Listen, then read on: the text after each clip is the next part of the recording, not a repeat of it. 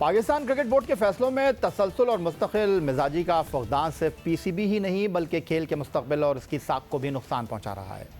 इन्हीं वजूहात की बिना पर ना खेल और ना ही इससे मुंसलिक इदारे में इस्तेहकाम आ रहा है। मुतवक्किल चेयरमैन रमीज़ हसन राजा की आमद से कबल चीफ सेलेक्टर मोहम्मद वसीम की सरबराही में काम करने वाली सिलेक्शन कमेटी के तहत T20 वर्ल्ड कप का ऐलान और फिर इसी रोज़ हेड कोच मिसबाहुल हक वक़ार यूनुस का टीम को मेगा इवेंट से कबल छोड़कर चले जाना, ये सब पीसीबी के फैसलों में मुस्तकिल मिजाजी ना होने की दास्तान सुना रहे हैं।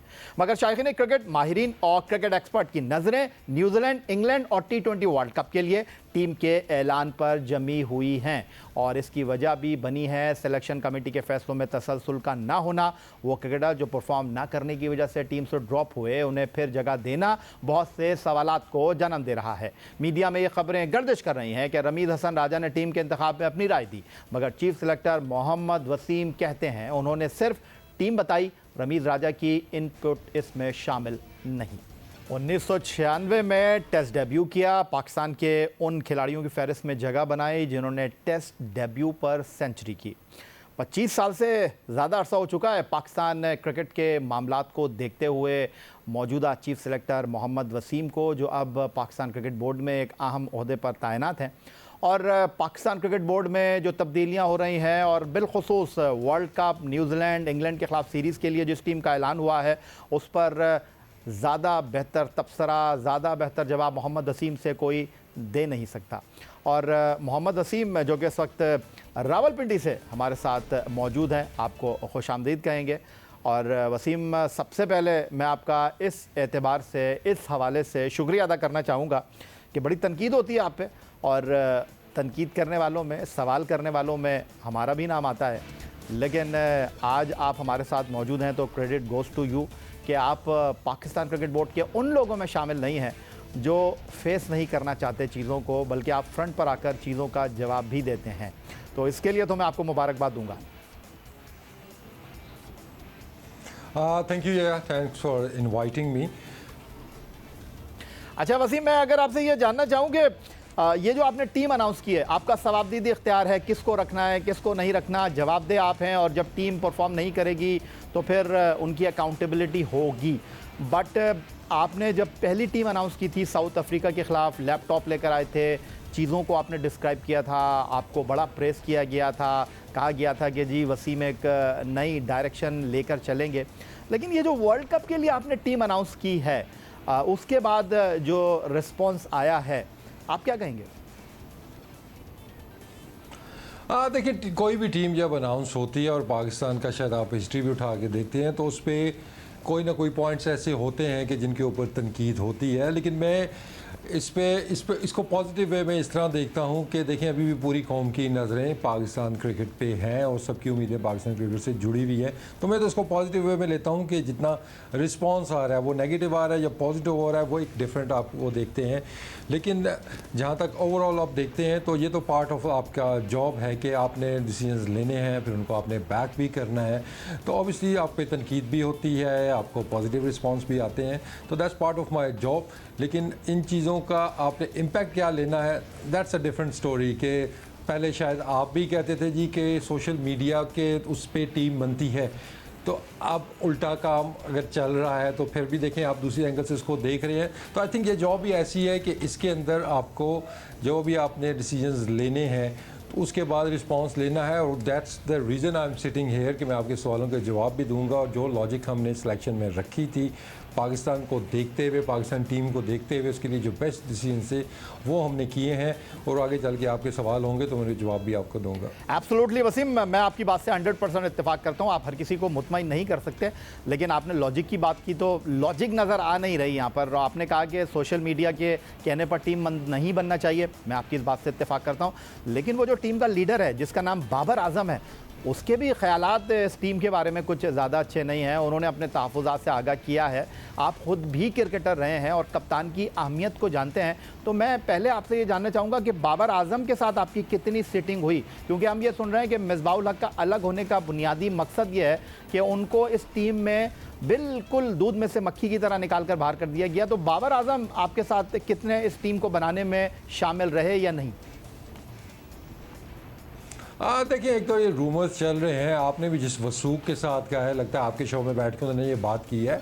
ऐसी कोई चीज़ नहीं है। हमने पूरे जो प्रोसेस हमारे होते हैं हमने उनको ही फॉलो किया है। उसमें कैप्टन भी हमारे साथ थे और कोच को भी इंक्लूड उसमें किया गया था, और बाबर के साथ मेरी 12 सिटिंग हुई हैं।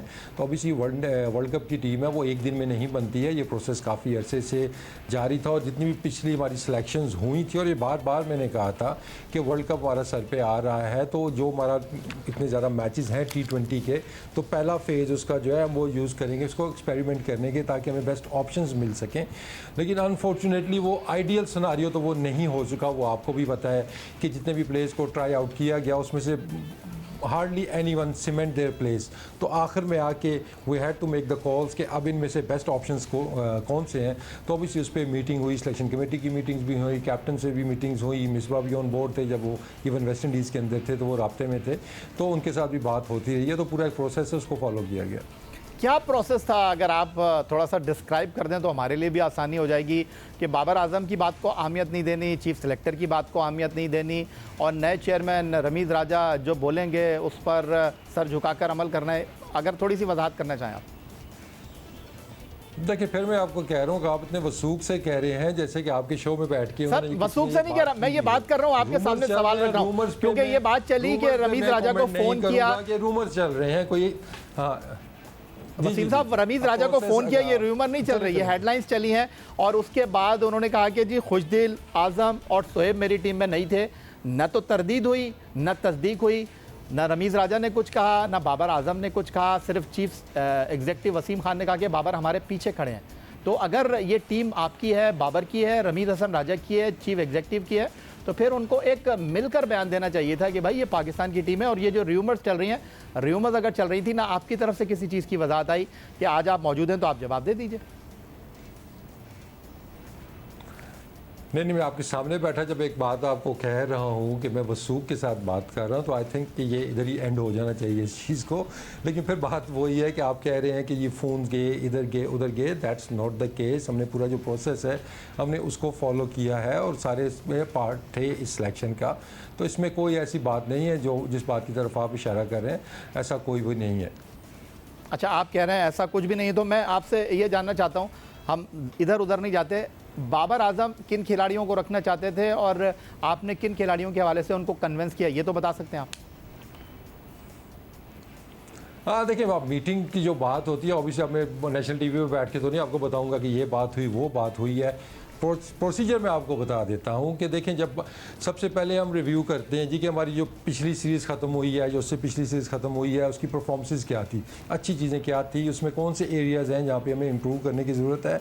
और वो जो चीज़ें हाईलाइट, वो सबको ही पता है कि जो हमारे प्रॉब्लम्स कुछ मिडिल ऑर्डर के चल रहे थे, कि हमने उनको कैसे बेहतर करना है। कुछ चीज़ें स्ट्रैटेजी से बेहतर करनी है, कुछ सिलेक्शन से बेहतर करनी है। और अब एक टीम जो आप देखते हैं ये आपके सामने आई है, इसमें आपको एक क्लियर माइंडसेट नज़र आ रहा है कि हम डायरेक्शन क्या है, हम करना क्या चाह रहे हैं, कि जो मिडिल ऑर्डर में आपको बैट्समैन नजर आएंगे वो किस तरह की क्रिकेट खेलते हैं। तो वो क्लियर आपको एक मैसेज मिल रहा है इस टीम के अंदर कि हमारा मिडिल ऑर्डर कैसे अप्लाई करेगा, कैसे वो ऑपरेट करेगा, कौन से ब्रांड की वो क्रिकेट खेलेगा। तो वो एरियाज हमने आइडेंटिफाई किए। उसके बाद प्रॉब्लम जो ये मैं आपको बता सकता हूँ कि प्रॉब्लम हमें जो आ रहा था वो आ रहा था मिडिल ऑर्डर के बैट्समैनों का। अब उसकी जो रीजंस थे, चलें उसको भी हम साइड पे रख देते हैं। लेकिन जितने भी प्लेयर सेलेक्ट हुए, आई डू एग्री कि उनकी परफॉर्मेंसेज ऐसी नहीं थी। लेकिन आप भी किसी प्लेयर का बोलेंगे तो उनकी भी परफॉर्मेंसेज ऐसी नहीं थी कि वो ऑटोमेटिकली टीम के अंदर आते। तो एंड पे जाके फिर हमने उनकी परफॉर्मेंस जो काउंट होती थी, डोमेस्टिक की है चाहे वो PSL की है, फिर टीम के अंदर उनकी इंपॉर्टेंस क्या है, उस रोल के ऊपर बेस्ट ऑप्शंस हमारे पास मौजूद क्या है। तो इस तरह हमने इसको चीज़ को फाइनल किया है। लेकिन क्लियर कट हम कह दें जी स्टार्ट्स पे ये आता था, ये बाहर होता था, हमारे पास वो लगी हुई मौजूद नहीं थी। बहुत अच्छी बात की वसीम आपने, कौन टीम में आ सकता था, कौन टीम में नहीं आता, और आपने कहा कि किसी को प्रीवियस परफॉर्मेंस पे लिया, किसी को PSL की परफॉर्मेंस पे लिया, किसी को रोल डिफाइन किया। तो अच्छा हुआ आपने बता दिया। मेरा ख्याल है PSL 2021 जो 4 बैट्समैन आपने लिए हैं और जो 2 बैट्समैन आपने नहीं लिए, उनकी परफॉर्मेंस मैं आपके साथ शेयर कर लेता हूं। और जो सबसे ज़्यादा ज़ोर है वो ये है कि जी स्ट्राइक रेट और छक्के, वो भी मैं आपको दिखा देता हूँ, फिर आपसे मैं खुद चाहूँगा कि आप इस हवाले से अगर बताना चाहें। जो इस वक्त मामला जो है नज़र आ रहा है हमें कि सोहेब मकसूद ने टॉप किया था, आपने उनको रखा, ठीक है, बहुत अच्छी परफॉर्मेंस उनकी थी, 428 रन उन्होंने किए। उसके बाद बात करते हैं तो उनका जो स्ट्राइक रेट था वो 156 था, 22 छक्के उन्होंने मारे। फिर अगर शोएब मलिक साहब की हम बात करते हैं जिनको नहीं रखा गया टीम में, उन्होंने 17 छक्के मारे, उनका strike rate 149, 357 runs. Azam Khan की अगर हम बात करते हैं जिनको टीम में रखा गया, जिनके ऊपर बड़ी तनकीद हो रही है, उनके 174 रन हैं, उनकी तरफ से सिर्फ 7 छक्के लगे, 133 उनका strike rate. Asif Ali 224 run, 18 छक्के। फिर उसके बाद मैं खुशदिल की बात करता हूँ, 165 रन, 137 स्ट्राइक रेट, 10 छक्के। और फ़खर 287 रन, 11 छक्के। तो आपने यहाँ पर शोएब मलिक और फ़खर को नहीं रखा, बाकी जिनकी परफॉर्मेंस सबके सामने है उनको रख लिया। आप खुद ही बता दीजिए। देखिए, इसमें आपको रोल्स भी टीम के अंदर देखने हैं कि टीम के अंदर उस रोल की रिक्वायरमेंट क्या है। इस तरह तो देखिए, अगर आपने टॉप 5 परफॉर्मर्स रखने हैं तो वो हो सकता है आपके टॉप 5 आपके फिर बैट्समैन जो हैं वो ओपनर्स आ जाएंगे या आपके सारे मिडल ऑर्डर आ जाएंगे। तो यही तो चीज़ें हमने देखनी होती है कि कौन से रोल के लिए कौन सा बेस्ट सूटेबल बैट्समैन मौजूद है। शोएब मलिक की आपने बात की है, तो वो जो रोल उनके लिए टीम में हो सकता था वो था जो कि है मोहम्मद हफीज़ के पास, जो कि नंबर 4 पे खेलते हैं। तो आप मुझे खुद बता दें कि शोएब मलिक बेहतर ऑप्शन है या मोहम्मद हफीज़ बेहतर ऑप्शन है, कंसिडरिंग कि वो बॉलिंग में जो देते हैं टीम को। बाकी जो बैट्समैनों की आपने बात की है वो डिफरेंट सिनारियोज के बैट्समैन है कि Suhaib is a different type का बैट्समैन है, वो नंबर 3 या उससे ऊपर भी वो खेल सकता है। जो बाकी बैट्समैन आपने किए हैं वो 5 और 6 नंबर के बैट्समैन हैं, तो उन पर जो कंपैरिजन है वो एक दूसरे से नहीं बनता है। वो स्लॉट के लिए उनका कंपैरिजन जिससे बनता है, उसके अंदर जो बेहतर परफॉर्मर्स हमें नज़र आए हैं, जो बेहतर हमें नज़र आया कि टीम को मैचेस जिता सकते हैं, हमने वो ऑप्शंस पिक किए हैं। बिल्कुल वजह फरमाया वसीम आपने, और मैं आपकी बात से 100% इत्तेफाक करता हूं। बट आप मुझे ये भी बता दीजिए, आप कह रहे हैं 5 और 6 के बैट्समैन, और आप ये भी जानते हैं कि यूएई में ये टूर्नामेंट मुनक्किद होना है और पीएसएल भी यूएई में ही हुआ था। इनसे पीएसएल में छक्के नहीं लगे, इनसे पीएसएल में उस नंबर पर परफॉर्मेंस नहीं हुई, तो वर्ल्ड कप जैसे बड़े टूर्नामेंट में कैसे परफॉर्मेंस हो जाएगी? पीएसएल में 65-70 की बाउंड्री थी, वर्ल्ड T20 में ये बाउंड्री नहीं होगी। आप ये किस प्लेयर की बात कर रहे हैं? आप जिन प्लेयरों को आपने, खुशदिल को आपने रखा, आजम को आपने रखा, आसिफ अली को आपने रखा। सबसे ज़्यादा strike rate I think PSL की हिस्ट्री का भी और शायद लास्ट पीएसएल का भी वो आसिफ अली का है। फिर मैं बात करूंगा कि 5वें 6ठे नंबरों के बैट्समैनों की। मेरा एक छोटा सा सवाल है आपसे, और वो छोटा सा सवाल ये है कि जो खिलाड़ी पीएसएल में नंबर 5 और नंबर 6 पोजीशन पर अपनी टीमों को सर्व नहीं कर सके, अपनी टीमों को उठा नहीं सके, उनमें ऐसा क्या आपको नज़र आया कि आप समझते हैं कि वो पाकिस्तान टीम को उठा देंगे? देखिए, नंबर 5 और 6 की आप बात कर रहे हैं, तो यहाँ पे जो आप बात कर रहे हैं स्टैट्स वाला एविडेंस, क्योंकि बड़ी परफॉर्मेंस भी हो, वैसा प्लेयर होता तो ऑटोमेटिकली आपकी वो टीम के अंदर आ जाना था। बेस्ट प्लेयर्स हमारे पास यही मौजूद हैं, 4 से 5 जो प्लेयर्स थे, उसके बाद उनको एनालाइज किया गया। और आज़म को आप मिक्सअप कर रहे हैं बैटिंग के साथ, Azam is a backup wicket keeping के तौर पर हमारे वो पिक हुए हुए हैं as a backup wicket keeper. अगर आप स्क्वाड के अंदर देखते हैं तो वो जो इनिशियल रोल है वो आसिफ का है, साथ में उसके खुशदिल मौजूद हैं और उसके साथ मोहम्मद हफीज़ मौजूद है। तो इसमें आपको एक्सपीरियंस भी नज़र आ रहा है, आपको एक लेफ्ट हैंडर भी नज़र आ रहा है, और साथ साथ आपको वो एबिलिटी भी नज़र आ रही है कि यार कौन से क्रंच सिचुएशन के अंदर यूएई की कंडीशंस के अंदर हमें मैचेस जिता सकता है। तो वसीम साहब मुझे ये बता दें कि 9 मैच खेलने वाले खुशदिल में आपको जो है नज़र आ गया तजुर्बा, लेकिन पाकिस्तान से कुछ 21 साल से खेलने वाले शोएब मलिक में आपको तजुर्बा नज़र नहीं आया। मैं ये एडवोकेट नहीं कर रहा शोएब मलिक को कि आप उनको टीम में डालें ही डालें, मैं तो आपको ये बता रहा हूँ कि जो यूएई की कंडीशन है, अगर आप उनको ऑस्ट्रेलिया लेकर जाते हैं, न्यूजीलैंड लेकर जाते हैं, मैं आपके पीछे खड़ा होता, कंधे से कंधा मिलाकर खड़ा होता। वो पुल नहीं कर सकते, वो शॉर्ट बॉल नहीं खेल सकते, फास्ट बॉलर पर अच्छे नहीं है, उनको नहीं होना चाहिए टीम में। लेकिन ये शोएब मलिक वो है जो यूएई जैसी कंडीशन में टेस्ट मैच में भी 200+ रन कर चुके हैं। फिर शोएब मलिक की अगर मैं बात करूं तो उन्होंने एशिया कप में पाकिस्तान को एक हारा हुआ मैच अफगानिस्तान से जिता दिया था, इसीलिए मैं उनको एडवोकेट कर रहा हूं। आप कह रहे हैं कि जी वो सिर्फ नंबर 4 पर बैटिंग कर सकते हैं, वो तो ज़ल्मी के लिए अबू धाबी में नंबर 5 पर खेल रहे थे, वो नंबर 3 पे भी खेले हुए थे। जी कराची के लेग में खेले हुए, नंबर 3 पे भी खेले हैं, नंबर 4 पे भी, हाँ जी नंबर 4 भी खेले हैं, और वो उस पर अब मैं आपको, मैंने पहले भी एक बात की हुई है कि देखें, शुएब मलिक से मेरी बात भी हुई थी। मोहम्मद वसीम साहब, मैं आपको ज़्यादा बातों में नहीं उलझाऊंगा। आपने कुछ कहा था अपनी प्रेस कॉन्फ्रेंस में जब आपने साउथ अफ्रीका की सीरीज़ में वापस लेकर आए ड्रॉप करने के बाद इमाद वसीम को। आपने ही कहा था, ये मैंने नहीं कहा, आपने कहा कि हम इसीलिए कंसीडर कर रहे हैं इमाद वसीम को कि वो यूएई की कंडीशन में बहुत अच्छे बॉलर हैं। तो यूएई की कंडीशन में तो मलिक भी बहुत अच्छे प्लेयर हैं, व्हाई नॉट आप मोहम्मद शुएब मलिक को नहीं ले रहे, इमाद वसीम को आप ले रहे हैं क्योंकि वो यूएई की कंडीशन में अच्छा परफॉर्म करते हैं। तो शुएब मलिक इमाद वसीम की जगह टीम में आते थे? ना ना ना ना ना ना, फिर आप मैं रोल की बात कर रहा हूँ, मैं रोल की कंफ्यूज हो रहे हैं। या मैं आपको क्लियर बता रहा हूँ कि रोल की आप बात कर रहे हैं ना, तो मैं आपको क्लियरली बता रहा हूँ कि किन रोल्स के लिए हमने प्लेयर्स को देखा हुआ है। इमाद वसीम का मैंने स्टेटमेंट भी दी थी कि उससे पहले वो ड्रॉप भी हुए थे, लेकिन जब वर्ल्ड कप शिफ्ट हुआ हमारा यूएई के अंदर तो उनके स्टैट्स वहाँ पे बेहतर हमें नज़र आए, तो उसके बाद हमने उनको कंसीडर किया और वो स्क्वाड के अंदर आपको वो नज़र आ रहे हैं, वो किसी रोल के लिए आपको नज़र आ रहे हैं। आप मिक्स ना करें प्लीज़ बॉलर्स को बैट्समैनों के साथ, ओपनर्स को मिडिल ऑर्डर के साथ, मिडिल ऑर्डर को लोअर ऑर्डर मिडिल के साथ, आप मिक्सअप चीज़ों को कर रहे हैं और यही मैं ब्रेक डाउन आपको देने की कोशिश कर रहा हूँ। वसीम, मैं मिक्स बिल्कुल नहीं कर रहा। शुएब मलिक का कोई कंपैरिजन नहीं है इमाद वसीम के साथ। मैंने आपको कहा, अगर आपने सुना कि इमाद वसीम के बारे में आपने कहा कि वो यूएई की कंडीशन में हमारे लिए अच्छे साबित हो सकते हैं, तो मैं यही आपसे पूछ रहा हूँ, व्हाई नॉट शुएब मलिक आपको बैटिंग में वही करके दे सकते हैं जिस रोल में आप इमाद वसीम को देख रहे हैं, तो आप शुएब मलिक के बारे में ऐसा क्यों नहीं सोच रहे? क्योंकि हमारे पास मोहम्मद हफीज़ मौजूद है उस रोल के लिए जिस रोल की हमें टीम में ज़रूरत है, और मोहम्मद हफीज़ उनसे सुपीरियर हमें लगी हैं क्योंकि वो बॉलिंग में एक एक्स्ट्रा चीज़ ऐड करते हैं, वो पूरे बॉलर के तौर पे भी खेल सकते हैं टू बी ऑनेस्ट, तो वो चीज़ टीम को ज़्यादा वैल्यू देते हैं, जिसकी वजह से मोहम्मद हफीज़ को प्रेफर किया गया। ठीक है, बहुत शुक्रिया आपका। हमारे साथ मौजूद हैं पाकिस्तान क्रिकेट बोर्ड की सिलेक्शन कमेटी के सरबराह मोहम्मद वसीम साहब रावलपिंडी से। बहुत सारे सवालात हैं और ख़ास तौर पर पाकिस्तान क्रिकेट टीम के फॉर्मर कैप्टन मोइन खान साहब के फर्जंद आज़म खान को लेकर बहुत ज़्यादा सवालात उठ रहे हैं। इस पर भी थोड़ी सी बात करेंगे चीफ सिलेक्टर मोहम्मद वसीम साहब से एक ब्रेक के बाद।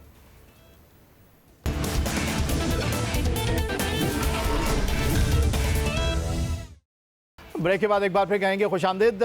मुझे ये बता दीजिए कि आप बड़े अच्छे तज्जियाकार भी रहे हैं, एक्सपर्ट भी आप रहे हैं, तो आईसीसी वर्ल्ड T20 जो टीमें खेल रही हैं, 4 टीमें कौन सी हैं आपके ख्याल में जो सेमीफाइनल में पहुंच सकती हैं?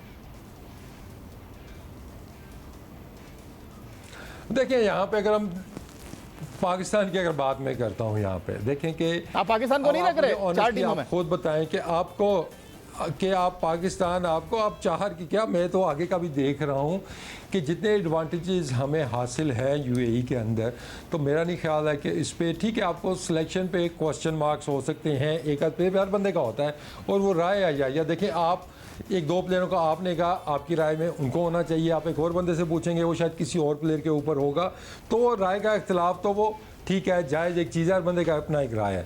लेकिन अगर आप थोड़ा सा बिगर स्क्रीन देखते हैं कि इस टीम को आप सामने रखते हैं और आप कहते हैं जी कि पाकिस्तान क्या इस वर्ल्ड कप में अच्छा खेल सकता है, क्या हम लास्ट 4 में आ सकते हैं? मैंने तो ये बोला ही नहीं आपसे कि पाकिस्तान अच्छा खेल सकता है या पाकिस्तान अच्छा नहीं खेल सकता। मैंने पूछा वसीम की वर्ल्ड कप 2021 में 4 टीमें सेमीफाइनल की कौन सी हैं, मैंने ये पूछा आपसे। मैंने तो ये पूछा ही नहीं कि टीम अच्छा खेलेगी या नहीं खेलेगी। देखिए, मैं एज ए चीफ, मैं जब तक तजिया निगार बनूंगा ना तो फिर मैं आपको खुल के ऐसी बातें करूंगा, लेकिन एट द मोमेंट मैं सिर्फ पाकिस्तान टीम की बात करता हूं कि पाकिस्तान टीम मुझे डेफिनेटली आगे जाते हुए नजर आ रही है। आप श्योर शॉट हैं, कॉन्फिडेंट है? बिल्कुल। टीम कितना आगे जाते हुए देख रहे हैं आप? कितना आगे जाते हुए देख रहे हैं? 4, 3, 2, 1, 5, 6? जी देखिए, मुझे तो पूरी उम्मीद है कि हम न सिर्फ कि हम सेमीफाइनल में आएंगे बल्कि हम फाइनल तक खेलते हुए नज़र आ रहे हैं और साथ में हम ये वर्ल्ड कप जीत सकते हैं। हम वेरी पॉजिटिव, और यही चीज़ मतलब आप भी अगर इसको थोड़ी सी बिगर पिक्चर देखते हैं, वो चीज़ें हटा के कि जी मेरी मर्ज़ी का प्लेयर क्यों आया या नहीं आया है, या मेरी पसंद का कोई प्लेयर आया या नहीं आया है, अगर हम इस टीम को देखते हैं तो आपको आंसर मिलेगा कि यार बिल्कुल ये लड़के हमें वर्ल्ड कप जिता सकते हैं।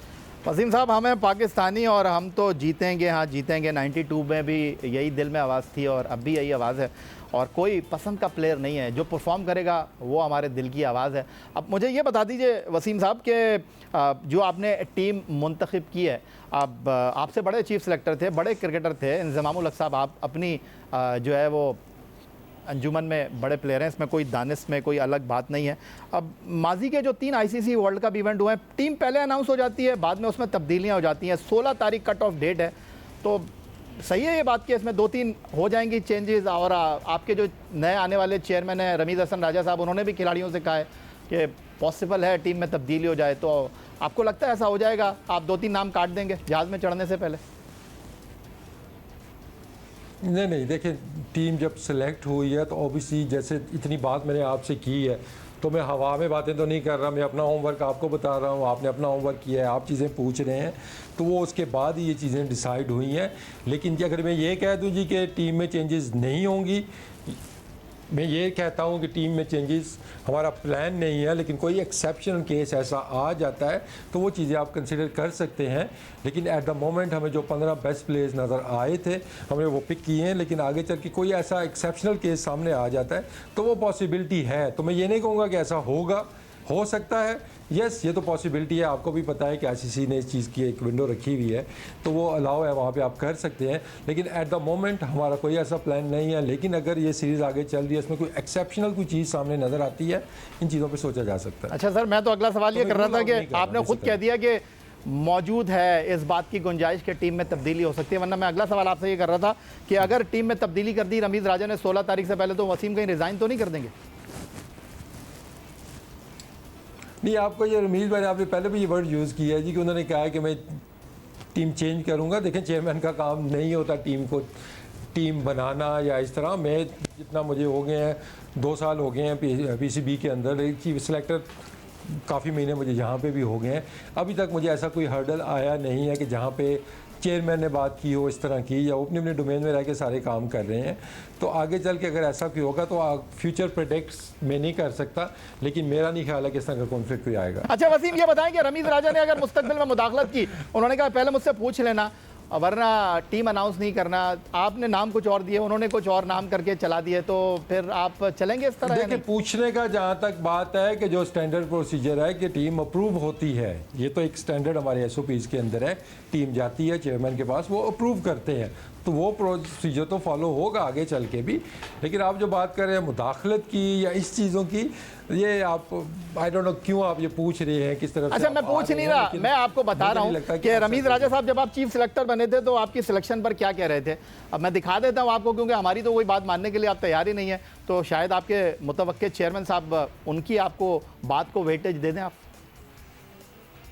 बड़ा इंपॉर्टेंट है कि आप वैसे इंडिविजुअल्स को अनाउंस करें, उन इंडिविजुअल्स को जिनके पास टैलेंट को परखने की आंख हो, आई फॉर टैलेंट। इसलिए कि अगर ये उनके पास उसकी सलाहियत नहीं है तो बार बार गलत सिलेक्शन होगी और बार बार आपके सिस्टम को ठेस लगेगी और आप आगे जाने के बजाय पीछे जाते रहेंगे। सो आप गलत डिसीजंस को रीइंफोर्स करते रहेंगे और एक तरह से भंवर में फंस जाएंगे। सो सबसे पहले तो बड़ा ज़रूरी है कि आप जो सिलेक्शन पैनल अनाउंस करें उसके पास टैलेंट को देखने की, परखने की और फिर इतनी हिम्मत हो कि उसको बैक करने की और खिलाने की एक तरह से आज़ादी हो और सलाहियत हो।